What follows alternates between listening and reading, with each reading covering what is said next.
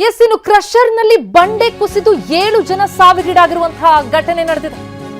ಮಾದಪಟ್ಟಣ ಗ್ರಾಮದ ಬಳಿ ನಡೆದಂತಹ ಘೋರ ದುರಂತ ಇದು. ಕಲ್ಲು ಕ್ವಾರಿಯಲ್ಲಿ ಬಂಡೆ ಕುಸಿದು ಹೋಯಿತು. 7 ಜನರನ್ನ ಬಲಿ ಪಡೆದಿದೆ. ಬೆಂಗಳೂರು ದಕ್ಷಿಣ ತಾಲೂಕಿನ ಮಾದಪಟ್ಟಣದಲ್ಲಿ ಆದಂತಹ ದುರ್ಘಟನೆ. ಕಾವೇರಿ ಕ್ರಷರ್ ಅಲ್ಲಿ ಬಂಡೆ ಕುಸಿದಿದೆ. 7 ಜನ ಮೃತಪಟ್ಟಿದ್ದಾರೆ. ತಾವರೆಕೆರೆ ಪೊಲೀಸ್ ಠಾಣಾ ವ್ಯಾಪ್ತಿಯಲ್ಲಾಗಿರುವಂತಹ ಘಟನೆ ಇದು.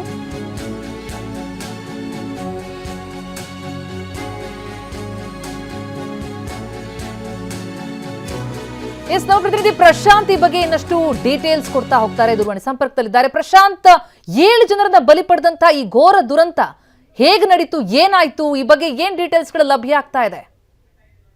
ಖಂಡಿತ ಪ್ರತಿಮಾ, ಕೆಲವೇ ನಿಮಿಷಗಳ ಕೆಳಗೆ ಬೆಂಗಳೂರು ದಕ್ಷಿಣ ತಾಲೂಕಿನ ಮಾದಾಪಟ್ಟಣ ಅಂತ ಒಂದು ಆ ಗ್ರಾಮದ ಬಳಿ ಒಂದು ಕ್ರಷರ್ ಇದೆ, ಕಾವೇರಿ ಕ್ರಷರ್ ಅಂತ. ಆ ಕಾವೇರಿ ಕ್ರಷರ್ ನಲ್ಲಿ ಬೆಳಗಿನ ಸಮಯದಿಂದ ಕೆಲಸವನ್ನ ಮಾಡ್ತಿದ್ದಂತ ಸಂದರ್ಭದಲ್ಲಿ ಮೇಲ್ಭಾಗದಲ್ಲಿ ಇದ್ದಂತ ಬಂಡೆ ಕುಸಿದು ಆ ಬಂಡೆ ಸಂಪೂರ್ಣವಾಗಿ ಬಂಡೆ ಕಲ್ಲುಗಳೆಲ್ಲವೂ ಕೂಡ ಕೆಳಭಾಗದಲ್ಲಿ ಕೆಲಸ ಮಾಡ್ತಿದ್ದಂತ ಕಾರ್ಮಿಕರ ಮೇಲೆ ಬಿದ್ದಿರುವಂತದ್ದು. ಹೀಗಾಗಿ ಕೆಳಭಾಗದಲ್ಲಿ ಕೆಲಸ ಮಾಡ್ತಿದ್ದಂತ 7 ಕಾರ್ಮಿಕರು ಕೂಡ ಸ್ಥಳದಲ್ಲೇ ಸಾವನ್ನಪ್ಪಿದ್ದಾರೆ. ಆದ್ರೆ ಈಗ ಆ ಸಾವನ್ನಪ್ಪಿರುವಂತ ಕಾರ್ಮಿಕರು ಯಾರು ಏನು ಅನ್ನೋದು ಕೂಡ ಗೊತ್ತಾಗಿಲ್ಲ. ಕೆಲವೇ ನಿಮಿಷಗಳ ಹಿಂದೆ ಆಗಿರುವಂತಹ ಹಿನ್ನೆಲೆಯಲ್ಲಿ ಇದೀಗ ಪೊಲೀಸರಿಗೂ ಕೂಡ ಮಾಹಿತಿ ಬಂದಿರುವಂತರು. ಪೊಲೀಸರು ಕೂಡ ಸ್ಪಾಟಿಗೆ ಕೂಡ ಹೋಗ್ತಾ ಇದ್ದಾರೆ.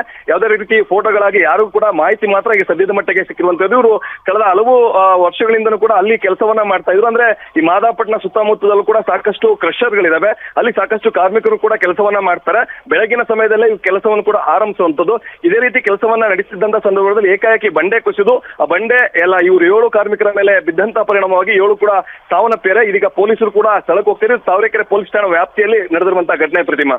ಪ್ರಶಾಂತ್, ಇದಕ್ಕೆ ಪರ್ಮಿಷನ್ ಇತ್ತ, ಬಹಳಷ್ಟು ವರ್ಷಗಳಿಂದ ನಡ್ಕೊಂಡು ಬಂದಿದ್ದು ಅನ್ನುವಂಥ ಮಾಹಿತಿ ಏನಿದೆ? ಅಂದ್ರೆ ಪ್ರಿಕಾಷನ್ಸ್ ಎಲ್ಲ ಏನಾದ್ರು ತೆಗೆದುಕೊಂಡಿದ್ರಾ? ಇಲ್ಲಿ ನಿರ್ಲಕ್ಷ್ಯ ಏನಾದ್ರು ಕಂಡು ಬರ್ತಾ ಇದೆಯಾ, ಅಥವಾ ಆದಂತದ್ದು ಅವಘಡನ? ಪ್ರೀಮಾ, ಈ ತಾವರೆಕೆರೆ ಹೋಬಳಿಯಲ್ಲಿ ಸಾಕಷ್ಟು ಕ್ರಷರ್ಗಳಿದಾವೆ.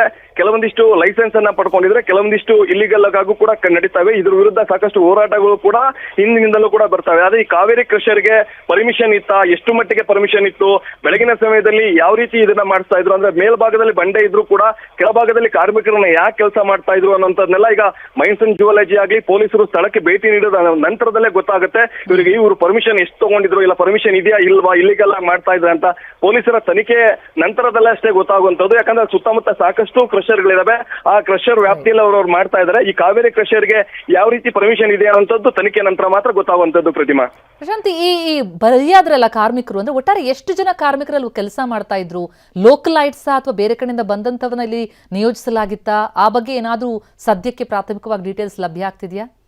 ಪ್ರತಿಮಾ, ಅಂದ್ರೆ ಆ ಭಾಗದಲ್ಲಿ ಕೆಲವೊಂದಿಷ್ಟು ಅಂದ್ರೆ ನಮ್ಮ ರಾಜ್ಯದವರು ಮಾಡಿದ್ರು ಕೂಡ ಈ ಉತ್ತರ ಭಾರತದ ಕಾರ್ಮಿಕರು ಕೂಡ ಬಹುತೇಕರು ಅಲ್ಲಿ ಕೆಲಸವನ್ನ ಮಾಡ್ತಿರೋದ್ರೆ ಹೊಟ್ಟೆಯನ್ನ ಅಂದ್ರೆ ಊಟಕ್ಕೋಸ್ಕರ ಇಲ್ಲಿ ಬರುವಂತದ್ದು. ಈ ಒಂದು ಎಕ್ಸ್ಕ್ಲೂಸಿವ್ ಫೋಟೋ ಕೂಡ ಲಭ್ಯವಾಗಿರುವಂತದ್ದು. ಪ್ರತಿಮಾ, ಈಗ ಅಂದ್ರೆ ಅವರು ಬಹುತೇಕ ಬಹಳಷ್ಟು ವರ್ಷಗಳಿಂದನೂ ಕೂಡ ಅಲ್ಲಿ ಕೆಲಸವನ್ನ ಮಾಡ್ತಿದ್ದಾರೆ ಅನ್ನುವಂಥದ್ದು ಕೂಡ ಈಗ ತಿಳಿದು ಬರ್ತಾ ಇದೆ. ಪ್ರತಿಮಾ, ಆ ತನಿಖೆಯ ನಂತರದಲ್ಲಿ ಸಾಕಷ್ಟು ಮಾಹಿತಿಗಳು ಕೂಡ ತಿಳಿದು ಬರುವಂತದ್ದು. ಪ್ರತಿಮಾ, ರೈಟ್. ಥ್ಯಾಂಕ್ ಯು ಪ್ರಶಾಂತ್ ತಮ್ಮ ಮಾಹಿತಿಗೆ.